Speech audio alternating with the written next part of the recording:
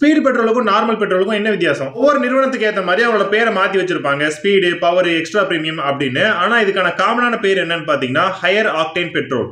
நார்மலான பெட்ரோல் இருக்கக்கூடிய octane number எவ்வளவு அப்படின்னு பாத்தீங்கன்னா 91 வரைக்கும் தான் இருக்கும். ஆனா இந்த ஸ்பீடு, பவர் அப்படின்ற பெட்ரோல் எல்லாம் ஆக்டேன் நம்பர் 91க்கு விட அதிகமா இருக்கும். ஒரு நல்ல ஃபியூயல் எப்ப அது டிசைன் பண்ணப்பட்டிருக்கோ அந்த டைம்ல தான் இக்னைட் ஆகும். அதுக்கு முன்னாடி இக்னைட் ஆனாலும் அதுக்கு அப்புறம் இக்னைட் ஆனாலும் அங்க நாக்கிங் அப்படின்ற ஒரு பிரச்சனை வரும். ஆக்டேனோட ப்ராப்பர்ட்டி என்ன அப்படின்னு பாத்தீங்கன்னா ஃபியூயலை ரொம்ப ஹீட் ஆக விடாது. எப்பனா கம்ப்ரஷன் ஸ்ட்ரோக்ல 4 ஸ்ட்ரோக் எடுத்துக்கிட்டீங்கன்னா ரெண்டாவது ஸ்ட்ரோக் கம்ப்ரஷன் ஸ்ட்ரோக், அந்த டைம்ல நல்லா ஃபியூயலை கம்ப்ரஸ் பண்ணும்போது ஃபியூயல் பயங்கரமா ஹீட் ஆகும். அந்த ஹீட்லயே ஃபியூயல் பத்திக்கிறதுக்கான சான்சஸ் நிறைய இருக்கு. ஆல்ரெடி இன்ஜினும் சூடா இருக்கு. ஆக்டேன் ரேட்டிங் கம்மியா இருக்கக்கூடிய ஃபியூயல்ஸ் என்ன பண்ணணும்னு பாத்தீங்கன்னா அந்த டெம்பரேச்சர் அட்டைன் பண்றதுக்குள்ளேயே இக்னைட் ஆயிரும். நமக்கு நாக்கிங் அப்படின்ற ஒரு சவுண்ட் வரும். சோ இந்த நாக்கிங்னால இன்ஜின் ஃபெயிலியர் ஆக கூட சான்சஸ் இருக்கு. இந்த பவர் பெட்ரோல் அப்புறம் ஸ்பீட் பெட்ரோல்ல பாத்தீங்கன்னா இந்த நாக்கிங் வந்து நடக்கவே நடக்காது. இப்ப நார்மல் பெட்ரோல் நாக்கிங் நடக்குமா அப்படின்னு கேட்டீங்கன்னா நார்மல் பெட்ரோல்லயும் 90% நாக்கிங் நடக்க வாய்ப்பே இல்லை. உங்களோட வண்டி ரொம்ப பழசாயிருச்சு, கார்பன் டெபாசிட் அதிகமா இருக்கு அப்படின்ற சமயத்துல வேணா நாக்கிங் நடக்க வாய்ப்பு இருக்கே தவிர நல்லா வண்டியை மெயின்டைன் பண்ணி வச்சிருக்கீங்க அப்படின்னா அது நடக்க சான்ஸே இல்லை. சோ இந்த ஸ்பீட் பெட்ரோலுக்கும் நார்மல் பெட்ரோலுக்கும் இவ்வளவுதான் வித்தியாசமான்னு கேட்டீங்கன்னா நார்மல் பெட்ரோல்ல அடிட்டிவ்ஸ் ஆட் பண்ண மாட்டாங்க, ஆனா பவர் பெட்ரோல்ல அடிட்டிவ்ஸ் ஆட் பண்ணுவாங்க.